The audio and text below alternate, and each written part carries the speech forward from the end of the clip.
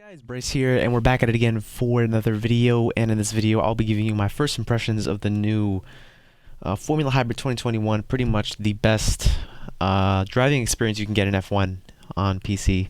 So I think at least in Assetto Corsa with the Formula Hybrid 2021. So we're going to be driving this at the Red Bull Ring, one of my favorite tracks to drive in general. And we're just going to do a little quick race weekend with just 5 laps. So let's get right into it. This mod is $3, but it is worth every penny, and I've downloaded almost every one of the open wheeler cars that Race Sim Studio has come out with, so I highly recommend them. And I haven't downloaded any skins. It just came out yesterday, so I'm just kind of going to wait maybe a few weeks and then start downloading skins and sounds just like I did with the Formula Hybrid 2020. I downloaded 2020 a bit late though, maybe like towards the end of the release of it, but we just downloaded this. I jumped on it as soon as I could. And yeah, we're going to test this out to see how good it is. The sound, I can already tell, is really good. Same setup as last year. We're just going to use the...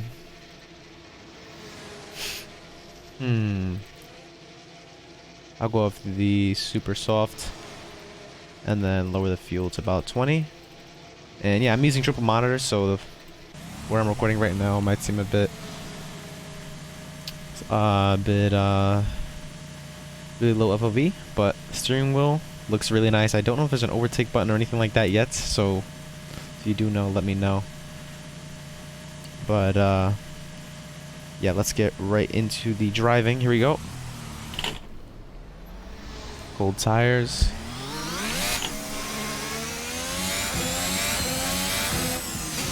Ooh, almost hit that wall.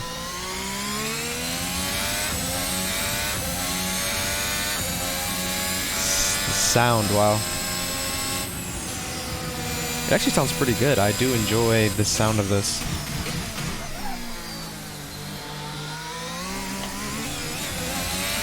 Again, I think one of the best experiences you can get in any game is definitely with F1, this car, in this game.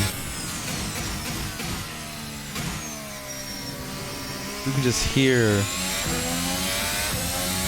the downshifts and just the way this car sounds is crazy.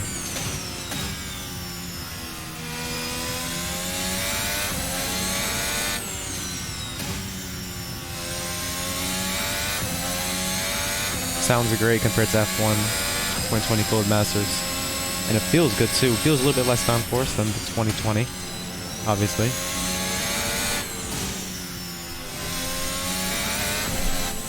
Ooh, almost went wide there. Put in a little hot lap here.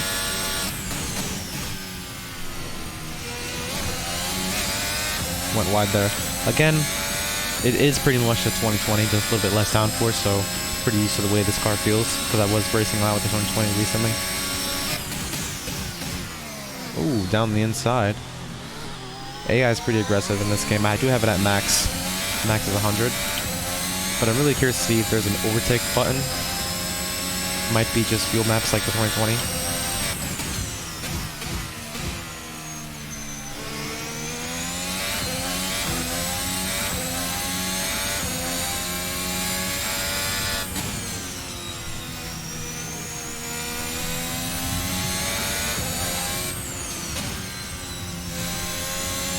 Yeah, this car feels really good.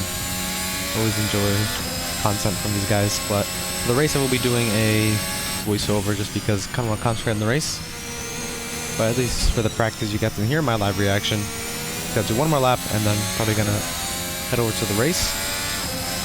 Going down with the turn 1, braking at the 100-meter board. Oh, inside curve. Don't go too wide there. Way different from F1. You can see how realistic it is. You cannot take that curve like you can in F1. You gotta be really careful. 100 here. Super easy on the throttle. DRS right here. Down almost a little straight for a right-hander. 100-meter board. Late apex. On the gas as soon as you can. Up the hill here. 15-meter board. Flick it to the left. Use the exit curve. then a left, right, use of the curb. Then hold your breath for the double right-hander.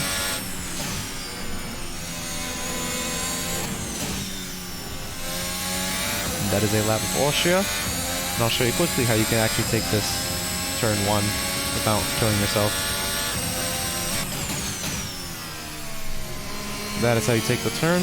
So yeah, we're gonna move on to the race. And we'll see you guys over there. So far, loving this car. So here we go for the start of the race, and it is a 5-lap race. I had to kind of redo this 3 times because the cars got glitched on the track. But I'm doing a voiceover just because it's so much easier to concentrate.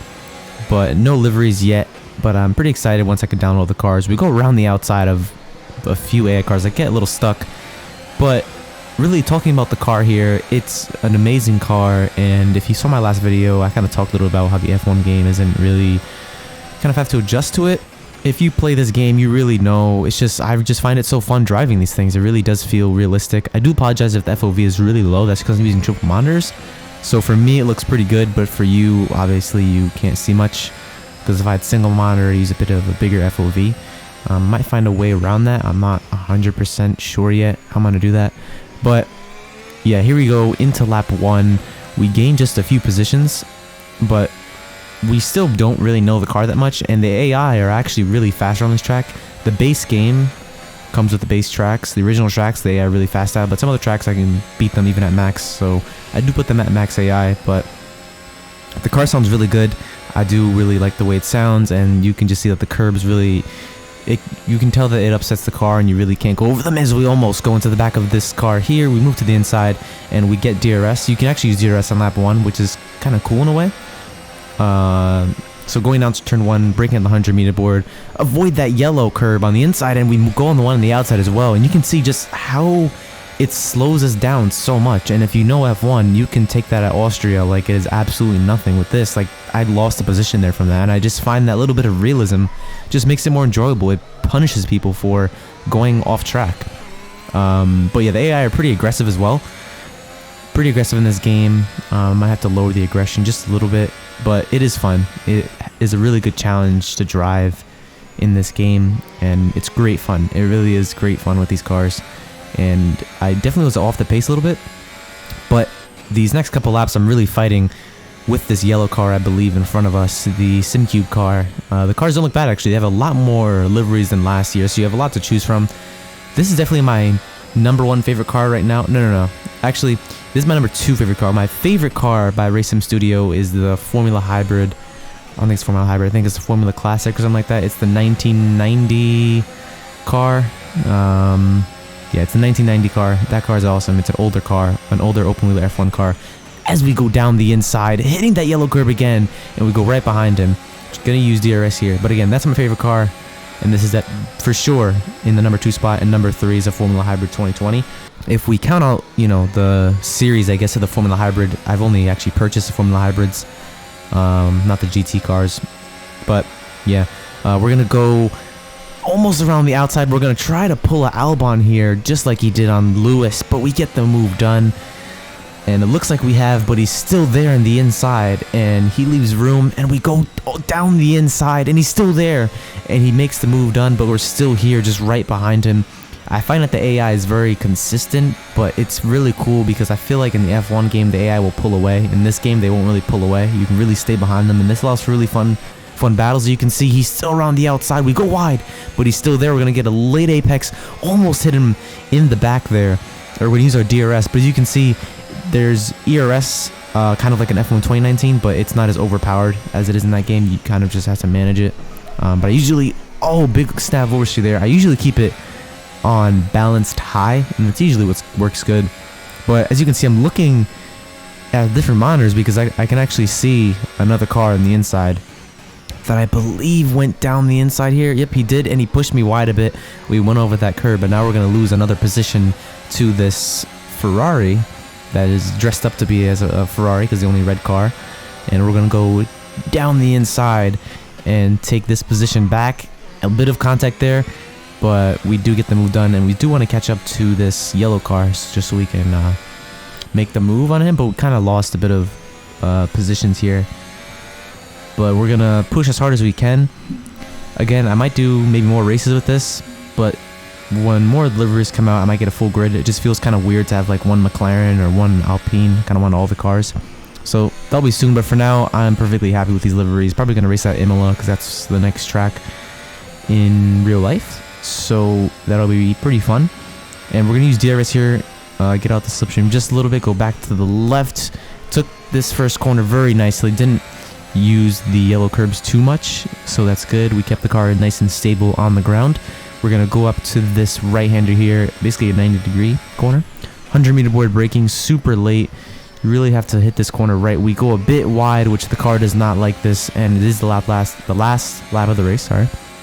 So really short 5-lap race, and I do have the tires on in the bottom right, even though they're on the steering wheel. I kind of prefer to have the tires there just so you can see the temperature, because that's one of the most important things you need to keep an eye on when you're driving, your tire temperatures and the pressures. So it's really important to have that there. But I was honestly kind of disappointed that I didn't put more laps, because I knew the pace was quicker than the yellow car in front. As you can see, here is when we're gonna push as hard as we can. We're full sending it into these last two corners. Downshifting at the 50, I barely braked, using all the curb on the outside, which probably would have been an invalidation in F1 2020. And we used the curb, DRS, we're carrying so much speed. Are we going to be able to get him? And we almost deploy the human DRS, but we do not catch him. And that's race over. So if you guys want more Assetto Corsa videos, leave a like down below, and I could do more races like this. But I enjoyed that one a lot. Let me know if you enjoy live commentary or regular commentary. I guess live commentary, post commentary actually. But that's gonna be it for this video. Great car, check it out in the description below. Just thought I'd make a video on this, one of my favorite mods of all time in Assetto Corsa. And yeah, thank you guys so much for watching, and I'll see you in the next video, guys. Bye bye.